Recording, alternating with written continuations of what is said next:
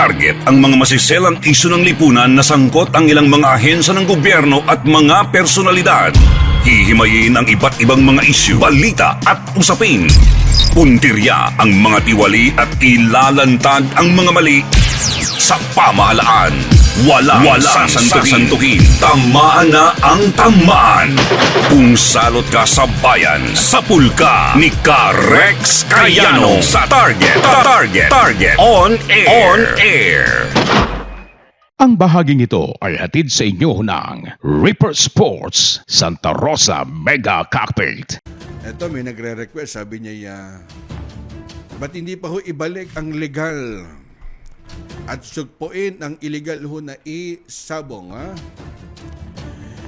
Ilang buwan na rin ho kasi mula ho ng tuluyang ipasara ho ni dating Pangulong Digong.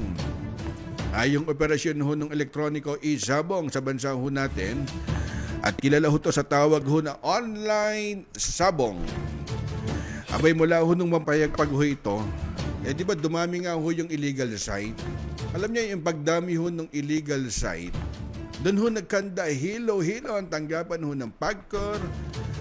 Kumbaga nakipagtulungan pa ho yan sa PNP. Paano ho mahuhuli ho yan? Mabigat doon ho sila nakasentro, doon ho sa isabong Napakarami hong online na gaming, yung electronic game, yung e-games. Kagaya lang ho yung baccarat. Alam niyo, nasa cellphone na rin ho yan. Yung slot machine, yung Go Bingo. Napakarami na halos lahat. Nakapaloob ho doon sa GCash. Na kung tutuusin, mas marami hong minor ding edad o mga kabataan, mas higit ho silang nalululong. Ang pagkakaiba lang, sabong. Pero itong e-games na to, kung talagang lalawakan mo pag-iisip mo, maging ang PNP at PAGCOR, abay, mas matindi ho to. Diba? Kasi yung slot machine napapanood ko minsan Natataya ka ho, ganun din May 20 pesos, may 50 pesos, may 100. Meron pa ho yung online sakla. Meron pa hong online color game na halos lahat din nakapaloob ho dun sa site na yon. Ngayon, pag inisa-isa mo ho yun, abay mas matindi rin ho ang epekto ho nun. Hindi nga lang ho ganong kontrobersyal. Kasi nga hindi ho sabong Pero kung iisa-isahin mo ho yung sugal na yon, lahat ho yun nakapaloob ho sa GCash. Di ba? Ang tanong, yun ba ho alam ho ng PAGCOR? Sabihin natin, legal, alam ho ng PAGCOR.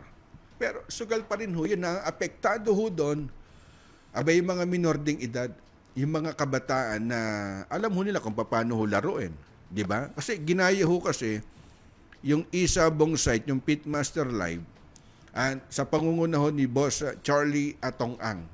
Kasi nung matapos yung sabihin na itigil, abay on the spot, hininto ho yung operation ho ng Pitmaster Live. Di ba? Nationwide yung operation ho nila. Kasi tumalima ho sila doon ho sa direktiba ng dating Pangulo. Ngayon, simple lang ho ang tanong ho ni Mamang Polis. Tulungan niyo ho kami. Paano ho namin mahuhuli yung mga illegal site na isabong? Di ba? Kagaya lang ho yung Sabong Express, wag na ho tayo maglokohan. Yan naman, hindi naman ho huminto ho yan And tanong, ba't hindi ho kaya ho ni Mamang Polis? Boss, kaya 1-2 yan Di ba? Kumbaga ho sa postura ho ngayon yung manok ho niya nagpanalo. Di ba? Kaya hirap din ho silang mahuli ho yun. Yung operation na yon. Ngayon, ang masaklap ho kasi, nagkaroon ho ng mga illegal ho na site, di ba? Kaya malaki ho nawawala ho sa gobyerno. Ngayon, kung sino man ho nagbabayad ho ng maayos ho na takso sa gobyerno, nagdo-donate na bilyon-bilyon ho at iba't ibang sektor, yun pa ho yung ipinasara. Rex Cayano. Target On Air. Di ba? At yung mawawala naman ng mga Pitmaster Live o legal na isabong site, nananatili naman ng mga illegal, yung mga nag-ooperate ho ngayon. Marami pa rin ho sa mga cellphone Di ba? Ang problema ho kasi, siguro 3 sultada rito, dito naman, iba-ibang site. Kaya pag nahuli mo yon, doon lang yun, 3 entry lang yon. Pero meron pa hong iba. Pero iisa lang ho yung design o yung pinaka-pinaglalabanan ho nila, magaling eh. Marunong ho yung pinaka-director ho niyan, di ba? Kaya kamakailan ngayon, dinampot ho ng PNP, kasama pa ho yung isang empleyado ho ng GAB, di ba? Yung Games and Amusement Board ho mga kaibigan, at kasama ho doon sa illegal ho na operation, ngayon, nagpaliwanag ho doon yung GAB.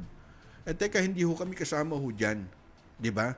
Kasi sinasabi doon ho sa mga na-aresto, mga kaibigan ng mga suspect, na sa puwersa ho ng PNP, CIDG Group, habang nanonood lang ho doon sa Isabong, di ba? Yung isang parang restaurant o karinderya dyan ho sa Parañaque, mga kaibigan.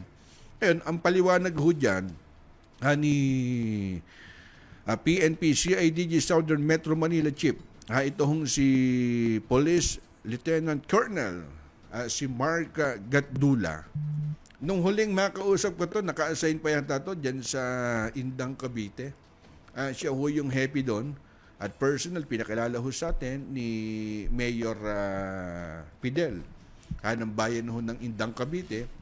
At ngayon ho mga kaibigan, siya na ho yung tumatay yung siguro hepe ng NCR CIDG.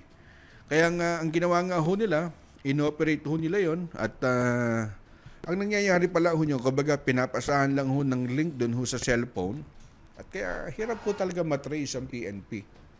Pero ang PNP, ang PAGCOR, ang GAB, kumbaga patuloy ho sila nag-iimbestiga at matrace ho nila saan ho ba nagmumula yung link na yon. Di ba? Para naman ho ma-operate ng PNP, ng PAGCOR, ng GAB, halos lahat, kumbaga tulong-tulong ho sila. Kesa naman ho ganyang nagkakangaro ho sila na illegal online site, ba't hindi ho balangkasin ng bagong administrasyon at bawasan yung online betting, bawasan ho yung oras, o kumbaga ibalik ho doon sa sinasabing OCBS, alisin ho doon sa GCash na hindi na ho malubhang maapektuhan yung mga kabataan, pag-aralan ho nila.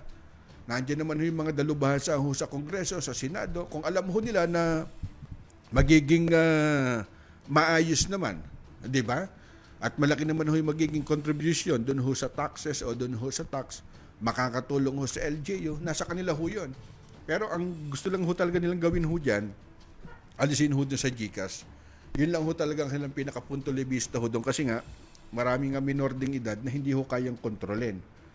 Ngayon, ang dapat nung gawin ho dyan, mga kaibigan, di ba, ng PNP, kumbaga ilawakan ho nila yung kanilang intelligence para matrace kung saan ho ba talaga nanggagaling yung site na yon at para mahuli at masampaan ho ng kaso. Ang bahaging ito ay hatid sa inyo ng Reaper Sports Santa Rosa Mega Cockpit. Sumainyo ang isa na namang makabuluhang edisyon ng Target On Air. Kasama si Rex Kayanong. Abangan muli bukas alas 3 hanggang alas 4 ng hapon. Kung salot ka sa bayan, ikaw ang isusunod ni Rex Kayanong na Target On Air.